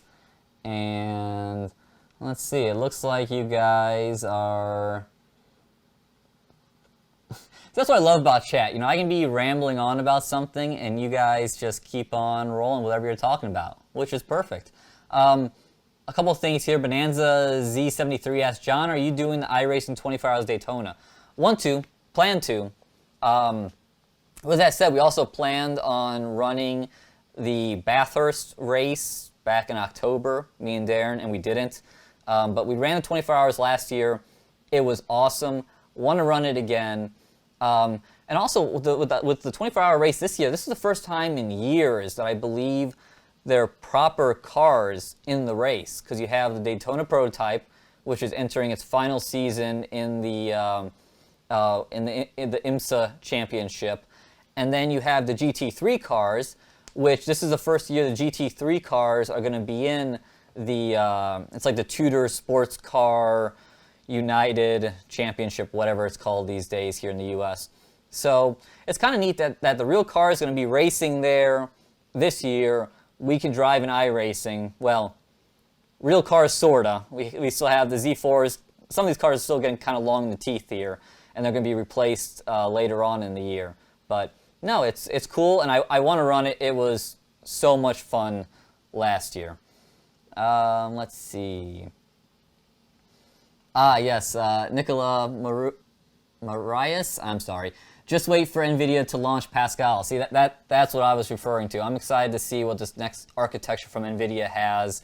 And I hope AMD comes up and keeps up with the pace of NVIDIA, because I've had more AMD cards than NVIDIA cards, and they've been pretty good for me. But yeah, it just seems like they've kind of fallen behind a bit, so it'd be nice if they caught back up.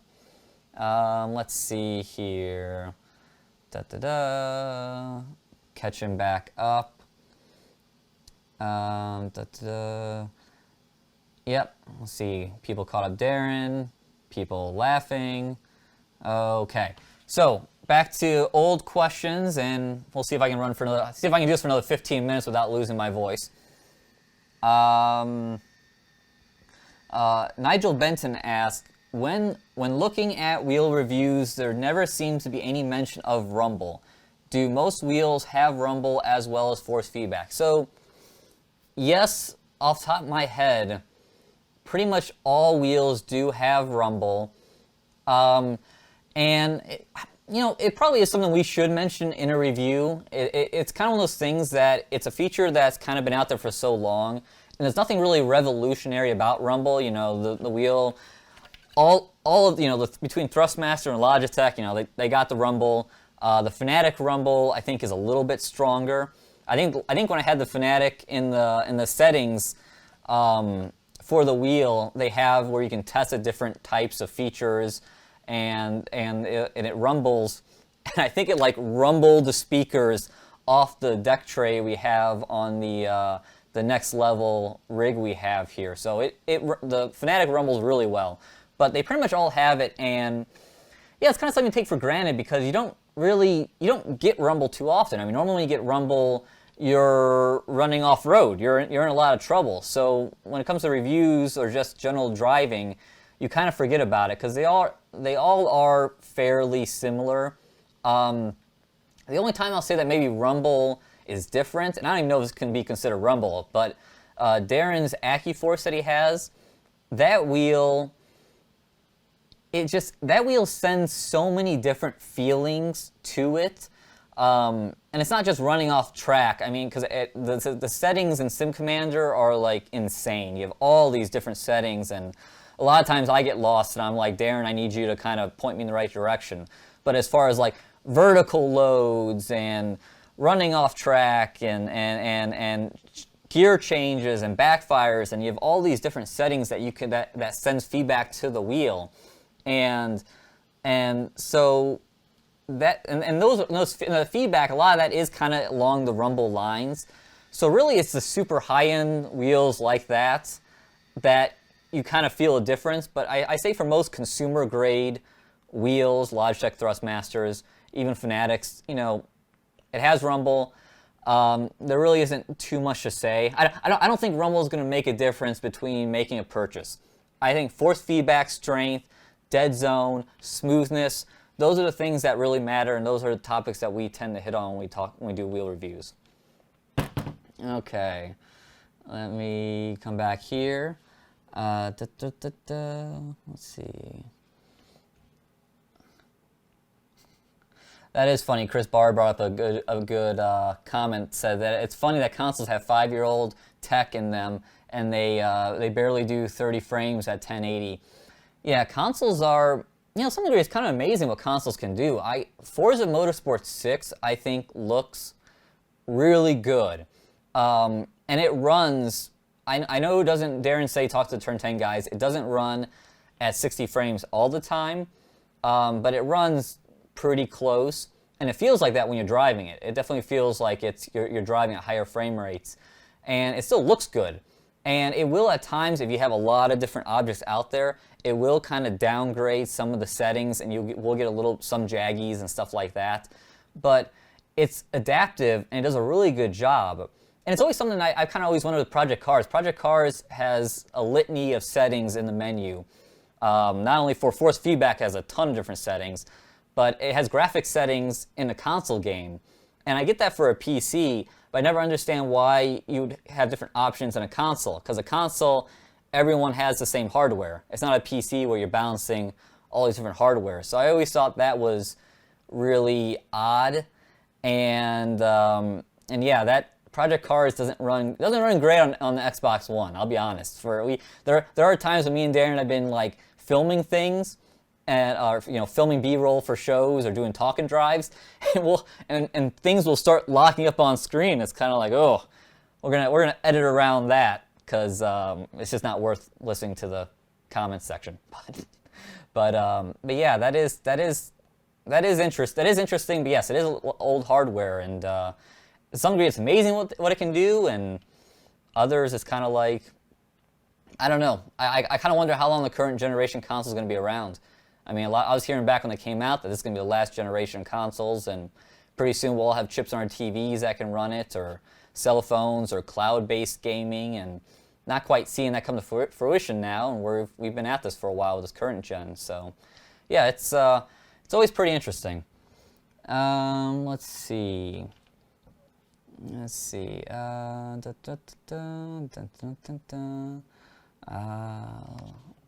Let's see. Both V3 pedals doesn't work on. Someone asks, Salee1, hi John, doing a great job, but can you explain why the rumbles on both the V3 pedals doesn't work on PC? I'm not sure. We had the rumble work on both pedals. That was something that I saw that people asked about. We didn't mention in the review because the V2 Fanatic pedals had rumble on the brake. But they now added it to the gas pedal, and it's one of those features where it's kind of like I think me and Darren kind of put it in like the cute category, where it works. We were driving Project Cars, I believe, because they had the latest update to the Fanatic SDK, and when you got the car loose, you would feel the rumble on the gas pedal of the back tires braking, which I don't know how realistic that is. You know, I'm trying to think back now. Anytime I've had a real life car slide on me, I don't know if I've ever, it's a seat of the pants feel. I don't really feel it through the pedal. But it is kind of cool that it alerts you that you are starting to lose the rear end, like when you're coming out of a corner and you apply the throttle too hard, and you apply the throttle and then you kind of go, whoop, you kind of bring it back to try to get out of that rumble. So it's a neat feature, I guess, but it's not a game-changing feature. I don't think it's that big of a deal. If they didn't have it on there, I don't know if I wouldn't miss it, but they do work. The rumble does work, so maybe you need to look at making sure you have the latest drivers. And like I said, I don't know if the latest drivers / SDK, I'm forgetting off the top of my head, if they're supported in all titles right now. I believe in the last build, iRacing has the latest and greatest from Fnatic, and I believe Project Cars got the latest and greatest in their last update. So those ones should work. Like I said, we had it work in Project Cars. And then if they're not working, then I don't know. Maybe you gotta look at the pedals themselves. But it should work. Let's see. Dun, dun, dun, dun, dun, dun, dun. Let's see. Okay, jumping over back to old questions, and had this question from Peter Janssens, which he asked me this on Twitter, and it's hard to explain this in only 140 characters or less. But I guess Twitter is going to go to 10,000 characters, which sounds terrible. But anyway, he asked, Fnatic V3 pedals. I'd like to have a clear explanation of the different feel / purpose between the damper kit and the colored rubber cylindrical inserts. Let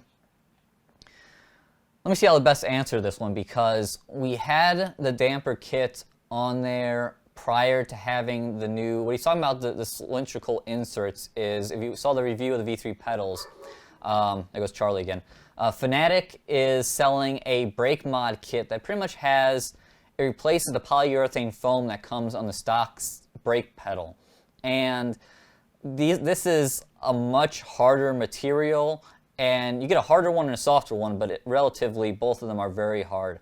And originally we didn't have that. We just had the PU foam and I will say the Fnatic pedals without the damper, just base V3 pedals, turning up the dial to shorten the throw and get more resistance in the brake, it wasn't enough for me, or really for Darren. We were cranking it all the way up, and it just wasn't getting the job done. So then we went and we put the damper on there, and the damper does get you that resistance that I feel, that got me more of the resistance that I was looking for. And the best way to describe it is that damper, I mean, it makes the brake, it makes the brake feel like a hydraulic real world brake.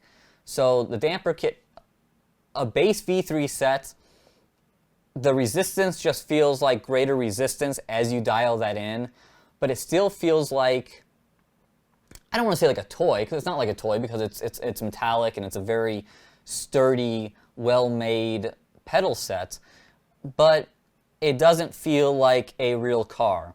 The damper kit makes it feel more like a real car, like you're pushing down and you can feel a hydraulic system in there. And I mean, it is. I mean, it's oil inside that damper. Now, the upgraded brake kits with, I think there's a later material, which I believe is somewhere in like a polymer type material, just extremely high density. That gives you the resistance that the stock polyurethane foam doesn't. So I liked it a lot more. When you put those in there, then the dial on the brake for the V3 pedals, it goes out the window. You don't have to worry about that anymore. So, but once you put that material in there, it makes the brake pedal much harder to press, and in mine and Darren's opinion, makes it much better. It gives you that resistance that I was looking for from the V3s. It makes the V3 pedals now be more of a step up from the V2s, because with the stock V3s, it really wasn't much of a step up from the V2s. I mean, I was kind of preferring Darren's old V2s more, to be honest. But when you go and you get that brake mod, and that gives you the resistance, and then you get the damper kits, and that gives you more of that hydraulic real car feel, that combo of those two things make the pedals feel a lot better. So that's where I think it justifies, I asked Darren the question, if you have V2s, should you go to V3s? And if you're just going stock V3s, I don't think so.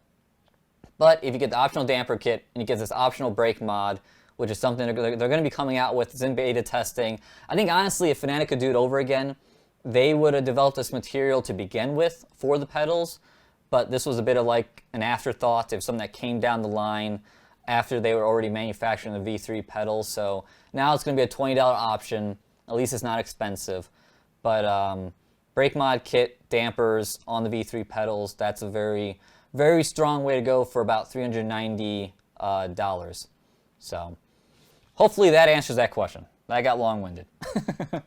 Let's see. What are you guys talking about here in chat? Got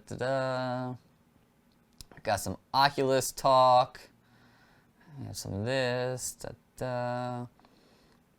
Yeah, I am very interested in what the Oculus is going to be like this year. Let's see. Hey, still 198 of you guys hanging around. That's pretty good for me rambling by myself here. Okay, back to questions. Bone Racer, will RaceRoom ever support triple screen racing? I hope so. It needs to. I think if you're serious sim title, you gotta support triples. Same goes with Project Cars. It needs to happen. Or you can just go get an Oculus, it doesn't matter, I guess. Let's see. Of course, to get an Oculus, they have to support that, so I guess that does matter.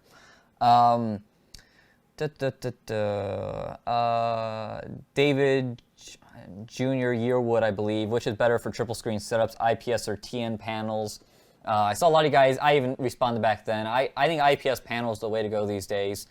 Their response rate has gotten really low. I think these panels that Darren just got has a 1 millisecond response rate, so it's pretty sporty. If they are IPS. I think they are, but I'm not even entirely sure. Let's see. Let's see. Player for Real 216 asked me what I thought of the Rift bundle. I think I already kind of gave my thoughts on that. Stephen O'Sullivan, John, do you or Darren ever use a look ahead or peek to apex function in any sims? I'm trying to think what titles out there kind of have that peak effect. I don't. I know, and I honestly can't remember off the top of my head. I've turned it off before. But I really honestly don't remember if it's really that prevalent anymore. But no, I don't like it turning on me. And that's also having a triple screen setup with 180 degrees of screen now. I don't need it to. I can turn my own head. One thing that that I'm kind of interested to learn more about, I saw on Twitter today, VRX, they do a lot of very big, very expensive, fancy simulators. And they are at CES, and they are showing off the Intel new technology that follows your head movements. And I can't remember what it's called off the top of my head. And I'm really interested to see how that performs because, that could be something of a pretty serious option if you only have a single screen. I know there was something in the past, and this is when I wish Darren was really here because he would know off the top of his head. But Track IR, where you can go and put like a little sensor like on a ball cap, and it'll follow your head movement. And I've never tried it out. Darren said it was kind of and this kind of sounds like now Intel has come out with like their version of that, but it just tracks your face. It doesn't need I don't think you have to wear anything, and maybe that's pretty good. I mean, I like to hope with a name like Intel and those resources that they come out with something that's pretty good. I know they demoed it along with iRacing back in like August, I believe, at like their big Intel, here's our new product show. And honestly, when we saw the video then, it ran a little, it was running a little jerky, but hopefully that's been improved. So interested to see what comes of that and how that's going to be available to the consumers. Let's see. Yeah, yes. Yeah, people saying track IR wasn't great. Yeah, that's kind of what I saw. Oh, that's right. No, you're okay. That's right. Yes, Stock Car Extreme does have look to Apex, and I have turned it off. That's where I turned it off at. I knew it was somewhere. I've turned that off sometime in the last, recent memory. Yes, they do have look. Let's see. Man, this is just the Oculus and screen conversation today, which is awesome. Oh, here's a good question. Actually, real quick, I found my water. Oh, that feels better. Okay. Danny Monreal asks, can you speak about wheels in 2016? I don't really know anything you guys don't know, first off. And I guess if I did, I couldn't tell you. But wheel-wise, the only wheel that we're pretty sure is going to show up is the new Fanatec CSL line. They came out with the CSL rim, which is somewhere around here. The rim came out, and we reviewed that, and overall, we thought it was pretty, good for what it is. I mean, it's definitely an entry-level wheel. But the wheel's the first part of the line that was released. Now we assume a base is coming. Well, we know a base is coming. Thomas from Fanatec said a base is coming. So expect to see the Fanatec CSL base sometime this year. No idea when. Also expect to see some pedals to go alongside of that. Outside of Fanatec, I don't really know. Thrustmaster has had a lot of fairly new products the last couple of years between the T300, TX, and then now the T150 that came out. Logitech just came out with the new, G920 and G29, and I don't see that getting updated anytime soon. And I don't really see them coming out with a lower end wheel than that. I don't know if it makes sense to come out with a DFGT type wheel, especially when the G920's already moved down in price. I think last time I saw it, it was at $300. So, yeah, I don't know. I don't think there's. I think maybe we've kind of hit a slow year in terms of new wheels, just because it's been quite a few the last 2014, 2015. There was a lot of new hardware from kind of the major players out there in the industry. So, I mean, there could always be some newer startups. We could always be surprised. They don't. Anytime we found out about something before you have, we don't find out much sooner. We get like a week's notice that something's coming. So you never know.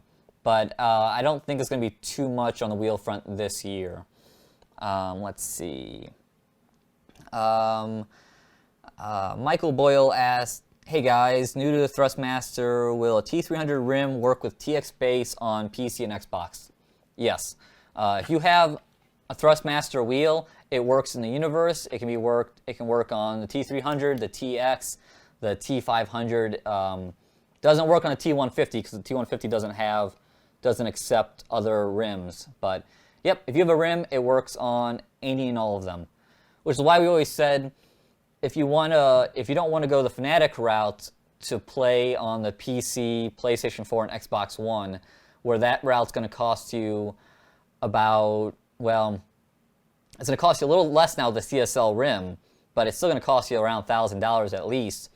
Then you could always go and buy a Thrustmaster TX base, T300 base, get one rim, one set of T3PA pedals, and then you could change the bases out and be in for cheaper money. That is more work though. So, but yes, the rims are universal. So that's all the questions I have here. Let's see if we got any live questions that anyone wants to get answered here or talk about. I mean, you guys have been doing a great job going on about different stuff, and then we'll wrap it up. Let's see. A lot of Track IR conversation. To be fair, Track IR, even if it didn't work the best, I do think it was a little ahead of its time. I mean, Track IR was, man, that was about 7 years ago that came out, I want to say. So in terms of look where we're at now we're at with, Oculus and just kind of the tracking different systems, whether it's for the Xbox One, the Kinect, or this new thing with Intel. Track IR was ahead of its time. It's just it's new technology, and are you going to be an early adapter? And that's where I think and that's what like VR really, that conversation comes into place. You know, are you going to be an early adapter and jump on the first iteration when you know the second iteration is going to be better? But we don't know yet that industry, because we don't because it's brand new. We don't know if that's going to turn into cell phones. You know, is it going to be a new is Oculus going to come out with a new VR headset every year, or every year and a half, or every other year? Is it going to be like graphics card, where you come out with a new one every 12 to 18 months? You know, we don't know that cycle yet. So are you willing to take the risk and spend like $600 like on an Oculus and jump in now at the chance that it could be obsolete soon enough? I mean, that's the risk with all this stuff. I mean, that's how fast everything changes. I mean, you guys all probably know that if you've been around for a while. But yeah, it's always an interesting question. You're going to get in on the ground floor. Definitely want to try out some VR. Have to see if we can get that in here. Let's see. Oh, that's right. That was a question I missed earlier, Jamal. That was Logitech. Someone asked a question that came up, and I think it was talking about iRacing, difference between linear and non-linear settings. I haven't looked at this in a while. What I gather is that linear was a setting that was added for later, or not later on, but the last 2 or 3 years to iRacing, and it does a better job of picking up different motions in the sim. And I believe it's motions like when you hit a curb and you get that vertical force on your wheel. It does a better job translating that. And if you notice, if you run the setting up in the box that gives you your kind of force feedback settings and can show you get a green bar, then it goes yellow, then it goes red if you have clipping and you need to turn your force feedback setting down. But if you have it in linear setting, that bar is going to go a lot crazier. And when you hit bumps in the road or dips or go off-road, you'll really see that spike, where nonlinear doesn't do that. And what I think it is nonlinear is kind of more traditional force feedback, where it's just picking up what's going on with, you know, turning your wheel. Where nonlinear does, it's more for nicer wheels, the newer generation wheels that pick up those vertical forces, like I was talking about earlier with the AccuForce. I kind of think it's comparable to the settings in Assetto Corsa. Assetto Corsa has force feedback settings where you can change the feedback when you start to lose rear traction, when you hit a curb. A lot of times, honestly, I've turned those settings down, because those settings when I was driving the G27 would cause my wheel to shake really bad. The faster, if I was going down straightaway, and once I got above like 120 miles an hour and I was climbing to like 170 in like say the McLaren MP412C, I would get so much wheel shake. And what eliminated that wheel shake was turning all those extra force feedback settings off. So I believe that's what iRacing's attempting to do with the linear. Now, me and Darren always say I've bounced back and forth on linear and non-linear, and I'm kind of indifferent. Darren prefers non-linear, but it's up to you. There's no wrong way to go. Just because linear is kind of the latest and greatest doesn't mean you necessarily have to go and use it. So hopefully that answered that question. One thing I want to mention. Someone brought up again about that GPU guide that I was kind of talking about, and like I said, I'd like to try something like that. A guide, though, that I actually began to work on is I'm essentially I'm not entirely sure how we're going to do this yet, because I'm trying to figure out if it's going to be just a PDF or we're going to get really cute and try to like have an interactive thing on the website. But what we're looking at doing is coming out with a compatibility chart for wheels and pedals and maybe shifters. But we get questions all the time. Will a this Thrustmaster pedal work with this Fanatic wheel? This Logitech pedals work with a Thrustmaster wheel? You know, this will work with, you know, an AccuForce. We always get those questions, and it takes on. Well, first off, I get forgetful, so I have to go back and be like, wait, does that work? I always forget things off the top of my head. And then secondly, we have to go and then answer that question. Well, we want to set up, like I said, either a PDF or I'm hoping a page that you can go to on our website that has a chart that will tell you what if you have this wheel and this pedal, is it natively supported? If it's not natively supported, is there an aftermarket connector that can make it supported? Because you see that there's a few off the top of my head that I'm forgetting now. We have a bunch of them here, but pretty much you can say, go buy this adapter, and now you can use these two together. So, or it might just say, no, you can't do this.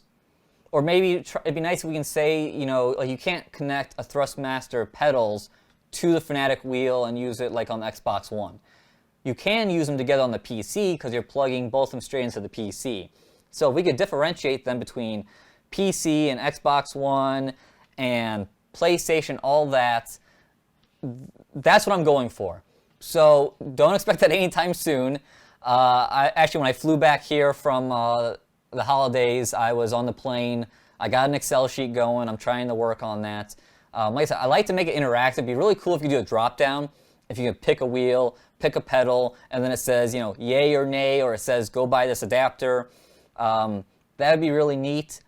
I don't know if we're gonna get that fancy, but that'd be really cool. But so yeah, that's something. That's a guide I want to do. And there was another guide too that I thought of the other day, and I can't remember now. But it's of the same idea, because we get a lot of these questions over and over again. We get hit up all the time, between Twitter and Facebook and emails and the forums, asking us the questions, and we get a lot of the same questions over and over again. So it'd be awesome if we can have someplace, a link, as Wim says here, a sim racing knowledge base.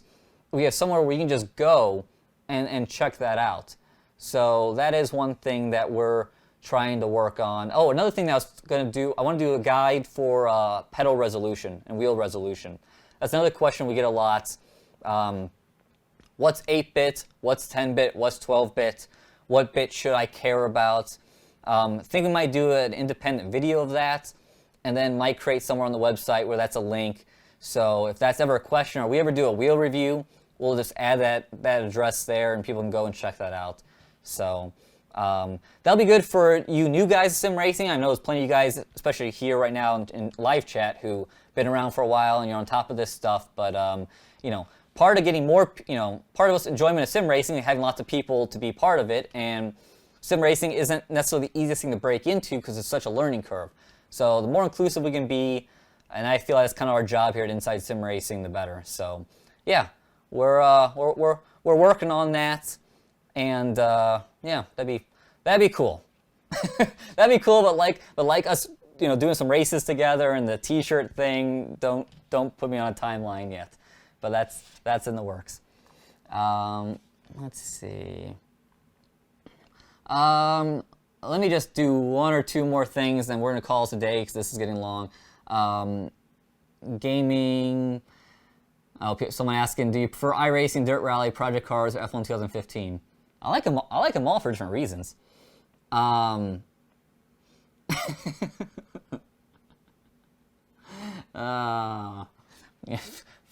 stuff, Wim. iRacing, Dirt Rally, Project Cars, F1 2015. I love iRacing. I love Dirt Rally. Project Cars like I said, it has some things I want to work on. F1 2015, we got it's funny. Before I left, we shot a piece of the review of the Fanatic wheelbase V2 on the Xbox One. We already reviewed it on the PC and PS4, and then we were gonna do it on Xbox One, and we shot it before I left for break, and then when I got back home, all our audio files were messed up. The mic battery died or was dying, and we had to scrap it.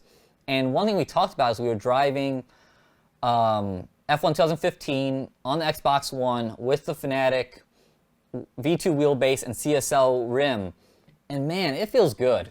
Like F1 2015, physics-wise, I mean, they did a really good job, especially for what it is, especially for like the catch-all, the official licensed F1 game that has to be, has to accept all fans of F1 at all different skill levels. I think physics-wise, they did a really, really good job. So But yeah, with that combo, the Fanatic wheelbase and wheel, which the CSL wheel is really light, man, it felt really good. So we'll be, needless to say, we'll be reshooting that probably tomorrow and getting that out to you. And that'd be kind of like a CSW V2 part 2 review, if you will, where we kind of go back and maybe hit some things we missed or talk about it some more. Since we had some feedback that we didn't talk about how the wheel performed enough. And we were kind of like, the wheel performed really well. We liked it. If you can afford the Fanatic wheelbase, go buy it. So that was kind of our take. Oh, here's a good one. Orange J92. John, any plan to review the Next Level Motion Platform V2? If they send us one, sure. We just put another Next Level. I installed it the other day. We took down our GT Omega Pro chassis, and that's going off to a new home. Put in another Next Level. So we have, and it's a non-motion Next Level. So if they want to go and send us the V2, we'll hook it up. We'd like to try that out. Let's see.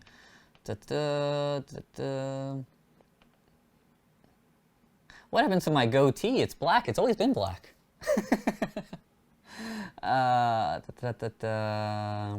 Let's see. RBR, iRacing, definitely. Okay. Okay, guys. Oh, God. Don't bring up the High William. I'm about to end the show, and then we get a High William. If you guys didn't see the last show last year, that was a running joke. And I guess it's going to continue on in 2016. But yeah, guys, I'm going to wrap that up. And we've been going for nearly 2 hours. My voice is shot. Got other blog posts and things got to do. So thanks for joining. We had a really, almost 200 people still with us right now, which is really impressive. Had like 250 people at one point. Thanks for sticking around, especially with me going solo. Like, Darren had to experience this a couple times. It is much harder. A lot of rambling. But again, thanks for joining us. Thanks for coming back. We'll see you again at this time next week with Darren. And we'll talk about more news and damn you people and the Buy Williams. So, thanks for watching. See you guys next time.